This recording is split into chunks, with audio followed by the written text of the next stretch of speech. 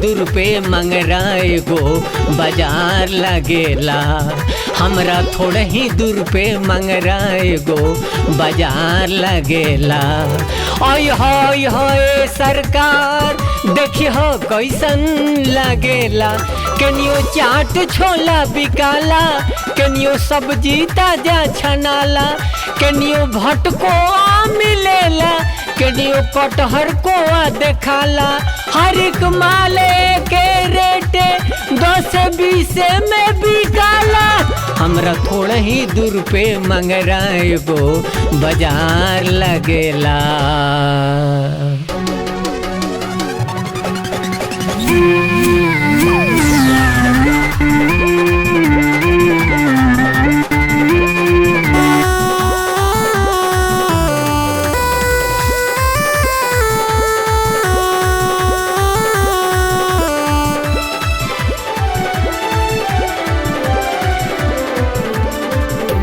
डुमरी टीसन हो जैसे कातंगा मिली। 5 रुपया में हिलत डोलत जे छोड़ दी।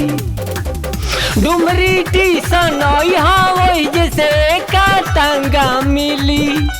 5 रुपया में हिलत डोलत जे छोड़ दी। फेमस काली मंदिरवा, फेमस काली मंदिरवा राहो जैसे आवेला। हमरा थोड़े ही दूर पे मंगरा एगो बाजार लगेला।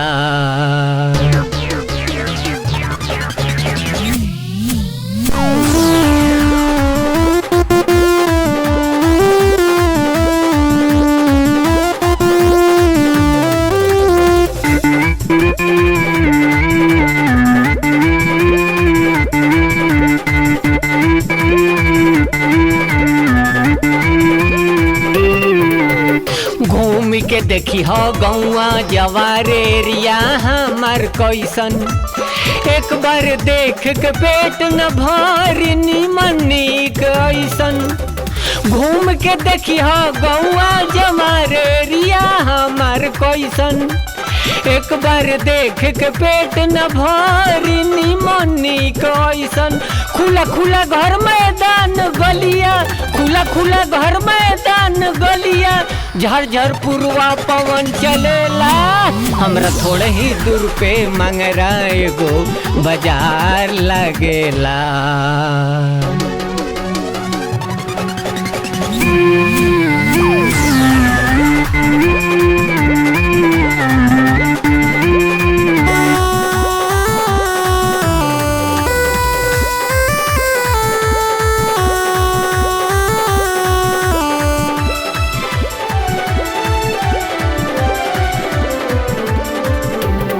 सुख शांति मिल जाई जवन शहर में ऊ कहवा।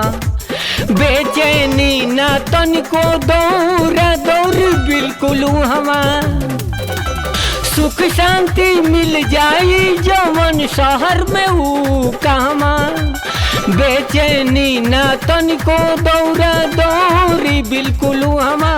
दुआरा कनियो धेनु गैया, दुआरा कनियो धेनु गैया, शुद्ध शुद्ध मेवा मिठान मिलेला।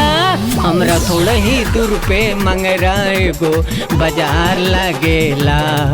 हमरा थोड़ा ही दूर पे मंगरा एगो बाजार लगेला। ओय होय होय सरकार देखी हो कैसन लगेला। कनियो चाट छोला बिकाला, कनियो सब्जी ताजा छनाला, कनियो भटको मिलेला, कनियो कटहर को देखाला। हर एक माले के रेटे 10-20 में बिकाला। हमरा थोड़ा ही दूर पे मंगरा एगो बाजार लगेला।